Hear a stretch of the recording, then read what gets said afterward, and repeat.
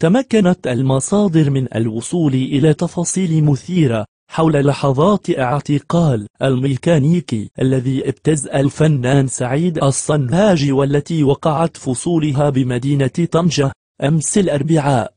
فحسب مصدر فإن سعيد الصنهاجي وبتنسيق مع المصالح الأمنية نصب كمينا للميكانيكي، حيث اتفق معه على منحه دفعة ثانية من المال سيتمكن هذا الأخير من سحبها من إحدى الوكالات الخاصة بتحويل الأموال بحي ظهر الجعايد طنجة، ليقوم الميكانيكي بالتوجه إلى هذه الوكالة عشي أمس من أجل سحب المال المتفق عليه، إلا أنه وجد نفسه مكبل اليدين بالأصفاد بعد أن تم ضبطه متلبسا.